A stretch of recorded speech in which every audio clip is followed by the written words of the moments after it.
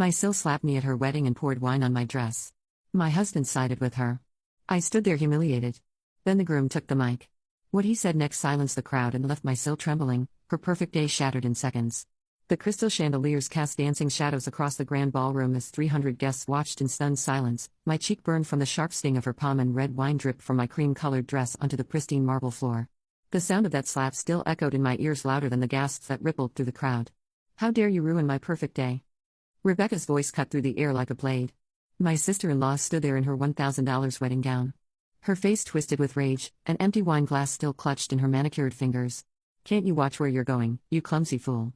I had only wanted to give her a hug, a simple loving gesture, to congratulate her on her wedding day, but my heel had caught the delicate edge of her train, and in that split second, everything had unraveled. Rebecca's right, my husband Fernando's voice cut through my shock like a second slap. He stepped closer to his sister, his eyes cold as they met mine. You should have been more careful. This is her special day, and you nearly destroyed her dress. The betrayal hit harder than the physical blow. 300 pairs of eyes stared at me, some with pity, others with judgment, most with uncomfortable silence. I stood there, wine staining my dress, my cheek on fire, feeling smaller than I had in years. That's when Travis the groom stepped forward. His jaw was set, his dark eyes blazing with an anger I'd never seen before. He moved toward the microphone with deliberate, measured steps that made the entire room hold its breath. Did you just? His voice boomed through the sound system, each word crystal clear. Slapped the CEO of Caden Marketing. The silence that followed was deafening. You could have heard a pin drop in that vast ballroom. 300 guests froze as if time itself had stopped. I watched this, recognition dawned on faces throughout the crowd. Whispers began like a gentle breeze, then grew into a storm of shocked murmurs. The waiters who months before had been standing against the walls like invisible servants suddenly straightened. Their eyes widened as they looked at me with new understanding. Within seconds, they were rushing forward, bowing deeply, frantically, offering napkins and assistance. Ma'am, please, let us help you.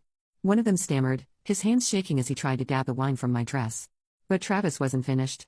He gripped the microphone tighter, his knuckles white with tension. The woman you just publicly humiliated. His voice carried to every corner of the room.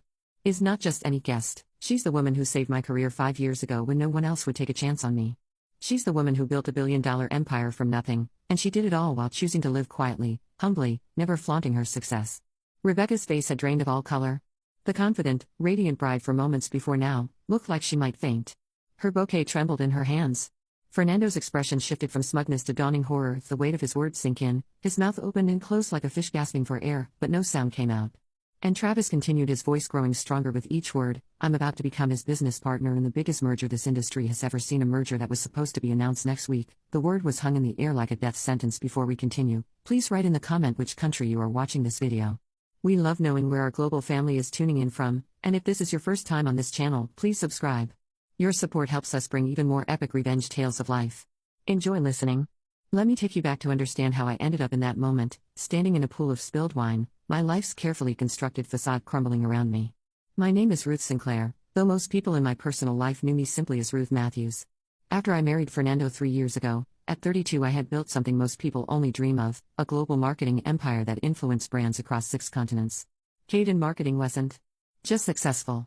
It was legendary in business circles, but I had made a choice early in my career. Power corrupts, and I had seen too many successful women become isolated, surrounded by only people who wanted something from them. So I decided to live 2 lives in the boardroom. I was Ruth Sinclair, the iron-willed CEO who could make or break careers with a single decision at home. I was just Ruth, Fernando's quiet wife who worked some marketing job and preferred staying in to going to fancy parties. The irony wasn't lost on me. I had more money than I could spend in 10 lifetimes, but I drove a modest Honda and shopped at Target. I could have lived in a mansion, but Fernando and I shared a comfortable, suburban home. I could have worn designer everything, but I chose simple, elegant pieces that didn't scream wealth. Fernando never questioned my choice to keep my work life private. In fact, he seemed to prefer it. He worked as a regional sales manager for a mid-sized company, earning a respectable but unremarkable salary. In his mind, he was the breadwinner, the head of the household. I let him believe it, because I loved him and because I thought love was enough.